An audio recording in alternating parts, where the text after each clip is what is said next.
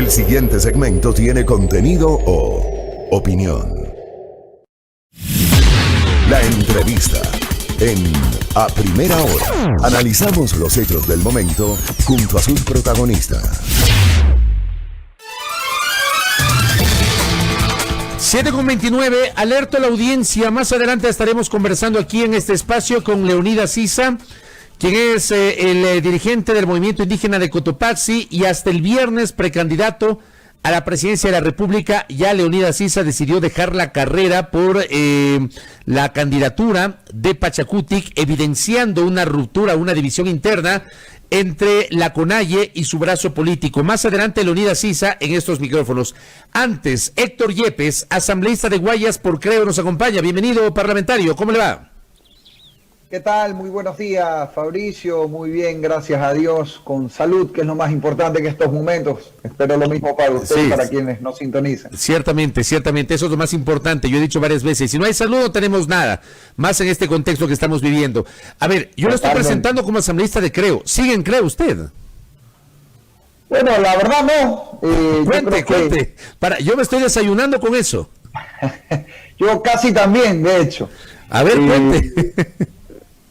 Mire, yo me enteré que Creo ha decidido que yo no participe por las listas de ellos para la próxima elección. Yo creo que uno no debe permanecer donde no es bienvenido.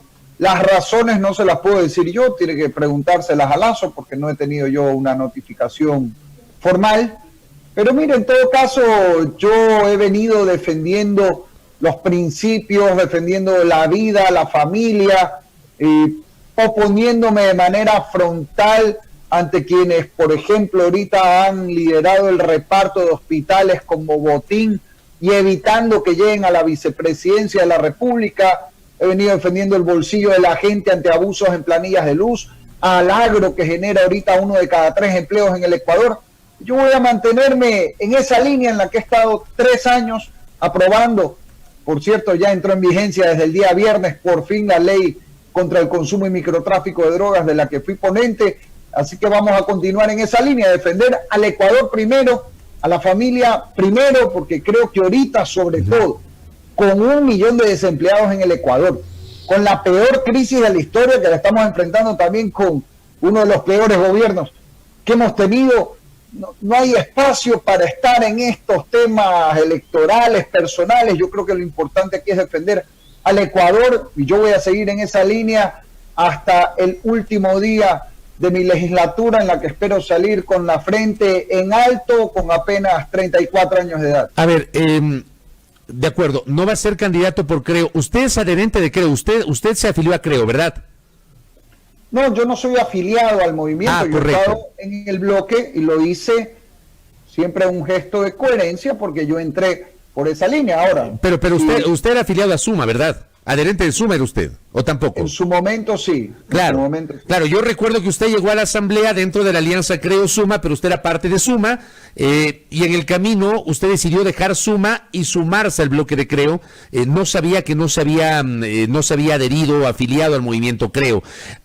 ¿Cómo asume esta decisión? Digamos, ¿le sorprendió? ¿Usted tenía aspiraciones de buscar la reelección? Realmente no era un tema que a mí en lo personal me tenía con tanta expectativa. Hasta le digo por una cuestión familiar. Yo tengo 2 hijos chiquitos, uno de casi 3 años, una que recién nació en esta pandemia, Catalina, que tiene 4 mesecitos, y siempre estar en la asamblea entre Guayaquil y Quito pues es complicado para la familia. Y me sorprendió el no tener ninguna notificación, como entiendo ha pasado en otros casos. Creo que eso habla bastante mal de las personas que manejan este tema, pero bueno, en todo caso yo creo que ese es un tema para mí del que yo viro la página. Aquí hay que dedicarse ahorita a sacar adelante al Ecuador, a las familias que nos están escuchando en la peor crisis de la historia. Antes de que viremos la página, al no ser considerado usted como candidato a la reelección por las listas de Creo, ¿usted va a respaldar o no la postulación presidencial de Guillermo Lasso? Yo voy a esperar. Mire, yo creo, ya de cara a las elecciones, que hoy por hoy hay 3 tendencias que deberían consolidarse en el Ecuador. Una es la del correísmo, que tiene su espacio, que yo nunca he compartido, más allá del respeto personal que pueda tener. Otra es la tendencia de la CONAIE, que tiene su espacio también. Y yo creo que de ahí afuera hay que buscar una unidad por el Ecuador. ¿Qué estamos viendo ahorita?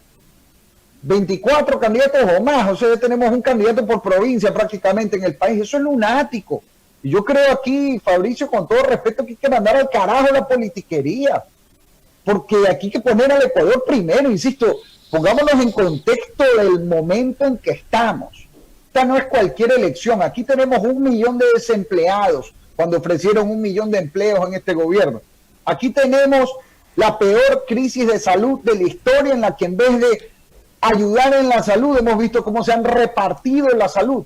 La peor crisis de corrupción en la historia, que ya en el Ecuador es bastante decir, ¿no? Porque la corrupción no es de ahorita, pero estamos llegando a niveles inimaginables. Yo creo que frente a eso, lo responsable es buscar aglutinar una tendencia para hacer un frente que levante la economía, que componga la salud, que combata firmemente la corrupción para defender primero al Ecuador y a la politiquería. Pero usted sabe que es casi imposible que este ideal de que haya frentes de diversas tendencias, pero frentes al final del día, que no haya una multiplicidad de candidatos, sino que haya frentes que inclusive tengan algún tipo de solidez ideológica, como debería ser. Esto es muy difícil, digamos, en la misma orientación o en la misma vertiente ideológica ya se habla de algunos nombres.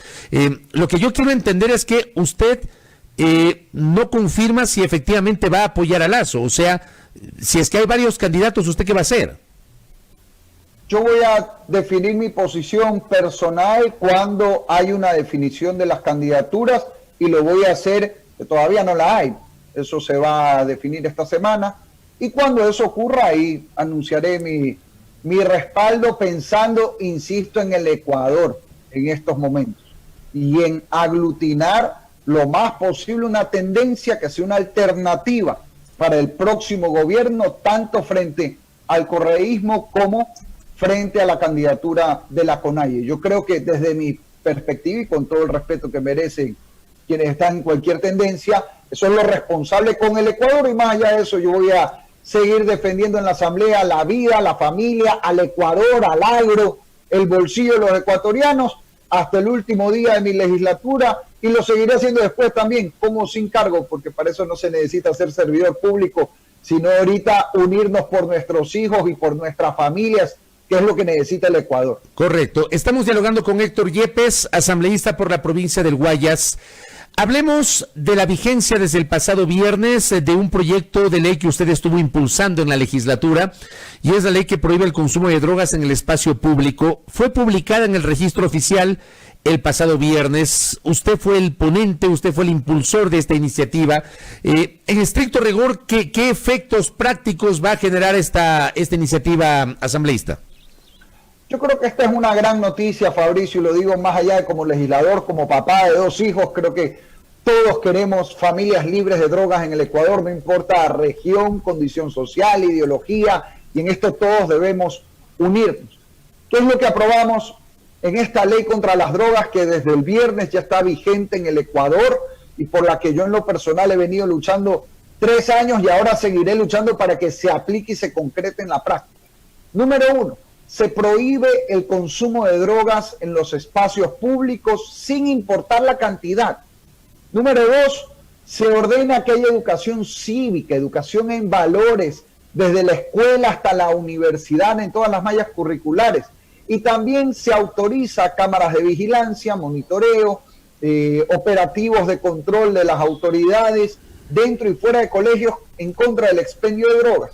Por último, se crea un fondo para la prevención de drogas, de manera que todo lo incautado al narcotráfico se destine a prevención y a tratamiento. Y también los bienes de inmobiliar, que muchas veces están botados ahí sin hacer nada, se usen para dar charlas de prevención, o también para el deporte, la cultura, la música, el teatro, la danza, porque fomentar estas actividades sanas para llenar el tiempo libre de nuestros jóvenes Eso evita que caigan en una adicción y en eso hay una amplia experiencia internacional, por ejemplo en Portugal, en Islandia, de la bondad, la eficacia de estas formas de prevención para combatir el consumo de drogas. Yo creo que aquí hay que combinar dos cosas, que es lo que hemos buscado en esta ley. Prevención por un lado y mano firme, control también por otro, porque hacer solo una tampoco funciona y ya hemos visto los resultados de eso, para desgracia de las familias en el Ecuador que tenemos que defender hoy. A ver, pero sobre este tema, yo me imagino que usted habrá escuchado y habrá leído críticas de los últimos días a propósito de la vigencia de esta ley, que si bien es cierto, ataca un tema muy sensible, ha vuelto a generar la eterna discusión respecto al control del microtráfico versus un problema de salud pública. Y hay gente que cree que la ley no ataca esto segundo, que es un tema de salud pública, porque una cosa es el que trafica, el microtraficante, aquel que vende drogas, pero por otra parte hay quien consume y el consumidor debe tener otro tipo de tratamiento. ¿Incluye eso o discrimina este fenómeno que le estoy señalando, asambleísta Yepes? Por supuesto, es que no son cosas contradictorias. Aquí, por eso digo, debe haber prevención, debe haber rehabilitación, que es el tema de salud pública, y debe haber control también, porque ojo, tampoco por ser un tema de salud pública, entonces aquí se droga todo el mundo en todos lados, y los niños crecen viendo la droga como si fueran chicles o caramelos. Entonces, discúlpeme, ahí está el resultado, ¿no? Porque quien diga que no tenemos hoy un problema de drogas, discúlpeme, vive en otro país. Pero no estamos de alguna manera, Héctor, diciendo a la gente, bueno, usted no puede drogarse en un parque ni en un espacio público, vaya a su casa a drogarse, no le estamos diciendo eso. Pero ¿y acaso que hoy no nadie consume drogas en su casa? Discúlpeme, eso tampoco es muy aterrizado con la realidad. Pero vamos a la pregunta. ¿Qué pasa? ¿Cuál es la diferencia entre el consumidor y el traficante? En esta ley, contrario a lo que algunos que han sido los grandes promotores de la tabla de drogas en el Ecuador han venido repitiendo, dicen, se criminaliza al consumidor. Mentira. Y eso no se puede por una sencilla razón. La Constitución prohíbe criminalizar al consumidor. ¿Qué significa criminalizar? Que el consumo sea delito y tenga pena de cárcel. Otra cosa es que no haya controles, pues. ¿Qué es lo que hemos dicho en esta ley, señores? En un lugar público el consumo no está permitido y por tanto habrá una sanción no de cárcel, que eso sería criminalizar. Habrá una sanción de multa, de trabajo comunitario o incluso se detecta que una persona es consumidor problemático, que tiene una adicción. Bueno, vamos a darle una ayuda con terapia, con rehabilitación y por supuesto lo más importante que debemos atender hoy, que no es tanto un problema legal, es un problema de gestión, es la rehabilitación, que eso ya está en la ley, no de ahorita, desde hace tiempo. El problema es que hasta cuando sobraba la plata del petróleo no le prestaron atención a ese problema. Yo tuve la oportunidad de conversar, Fabricio, no sé si recuerdas, hace más de un año un incendio terrible que hubo en el suburbio de Guayaquil, un centro clandestino, donde murieron chicos que se quedaron atrapados, y yo conversé con la mamá de uno que a su vez era tía de otro que estaba ahí, estaban dos primos. Lo que me decía la señora era, mire Héctor, más allá de los cuidados o no en el centro, el gran problema, y me impactó viniendo de una mujer que acababa de perder a su hijo y a su sobrino, que ambos fallecieron. Me decía, el problema es que no tenemos quien nos ayude, no tenemos a dónde ir. Usted cierra un centro clandestino, sobre todo en la ciudad de Guayaquil, al día siguiente se abren dos, porque el problema es que no hay esa oferta pública, gratuita, de salud pública, ahí sí, para la rehabilitación. Y en esto yo creo que hay que tomar ideas como las que ha venido planteando la doctora Julieta Sañay, no de ahorita, hace años, de que en los hospitales públicos se dedique una zona para dar camas para la desintoxicación. Entiendo que en el Hospital Bicentenario de Guayaquil se va a inaugurar este sistema. Pero ese es un tema de decisión política y de política pública. Digamos, ahí no se necesita una ley. Totalmente. Empecé diciéndolo. Aquí este es un tema de gestión. Claro, más claro. Real. ¿Qué es lo que sí hemos hecho en la ley, Fabricio? Dos cosas para ayudar en esta tarea. Número uno, dejar muy claro que todos los GATS pueden intervenir en el tema de rehabilitación dentro de la política nacional de salud pública, por supuesto, porque por ahí, como ha habido un poco de ambigüedad en las normas, algunos decían, si me meto, me glosa la Contraloría. Entonces, sí hemos dejado abierta esa puerta para que quien quiere y tenga los recursos, porque una cosa es Guayaquil, otra cosa es el municipio de Cayambe, por ejemplo, son realidades económicas diferentes, pero quien pueda hacerlo, lo haga. Y número 2, crear un fondo, que todo lo incautado al narcotráfico se deba por ley destinar a prevención y a rehabilitación, porque a veces vemos que incautan dinero en efectivo, vehículos, haciendas, y la pregunta es luego, esa plata, ¿a dónde se va? Tiene que irse ahora con esta ley a prevención, a tratamiento, a reparar el daño que hacen quienes envenenan a nuestros hijos y a nuestra familia. El tema es que esto no quede en letra muerta, porque claro, como iniciativa suena fantástico, pero habría que ver si en la práctica no se queda en letra muerta, que es lo que suele pasar en muchas ocasiones, asambleísta Yepes. Eso es lo que tenemos que vigilar. Sin duda, el primer gran paso es aprobar la ley. Yo creo que esa es una buena noticia y creo que la gran mayoría del Ecuador la recibe así, más allá de las discrepancias que hay de ciertos sectores, sobre todo los que estuvieron detrás de la tabla de drogas, que el gran porcentaje del país rechaza también, por cierto. Pero ahorita hay que unirse autoridades, policías, maestros, gobierno central, municipios y por supuesto también quienes somos padres o madres de familia para lograr familias libres de drogas en el Ecuador, para vigilar que esta ley se cumpla en la práctica. Y mire, yo en lo personal, antes de aprobar esta ley, había recorrido ya 11 provincias en el Ecuador, entregando un modelo de ordenanza que no hice yo, la hizo la AME, la Asociación de Municipios del Ecuador, para desde lo municipal aterrizar esta regulación del espacio público. Obviamente, ahorita estamos en una emergencia de salud que tiene otras prioridades, pero hay que continuar eso. Yo en lo personal lo seguiré haciendo, insisto, con cargo o sin cargo, porque aquí estamos hablando de nuestros hijos.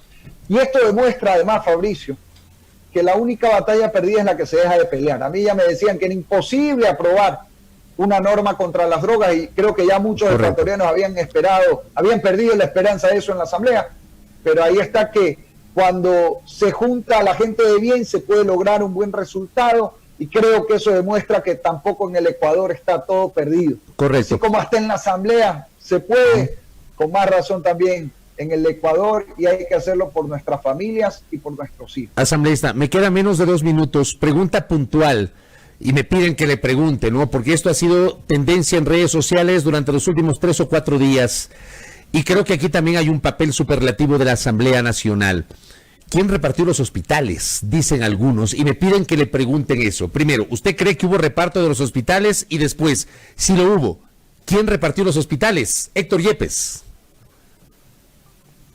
Primero, no es que yo creo, me consta, le digo por qué. Porque yo se lo pregunté al ministro de Salud en una comparecencia y él dijo que efectivamente se habían dado hospitales asambleístas. Y yo le pregunté, Fabricio, dígame los nombres, al menos yo, y creo que a usted le consta por mi actitud frontal, no de ahorita, hace 3 años. Yo no estoy aquí para alcahuetear a nadie. Aquí el que está en eso tiene que irse a la cárcel porque han jugado con la vida de nuestros seres queridos, con la salud, y peor aún en plena pandemia.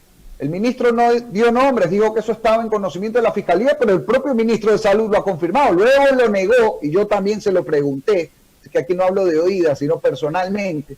Yo se lo pregunté a la ministra Romo y ella dijo no. Yo le dije, ministra, discúlpeme, aquí alguien miente, o usted o el ministro de Salud. Porque uno dice que sí, la otra dice que no. Ahora, yo le digo aquí que investigar a 4 personas. Yo no tengo una respuesta para quién repartió los hospitales. ¿A quiénes hay que investigar, Héctor?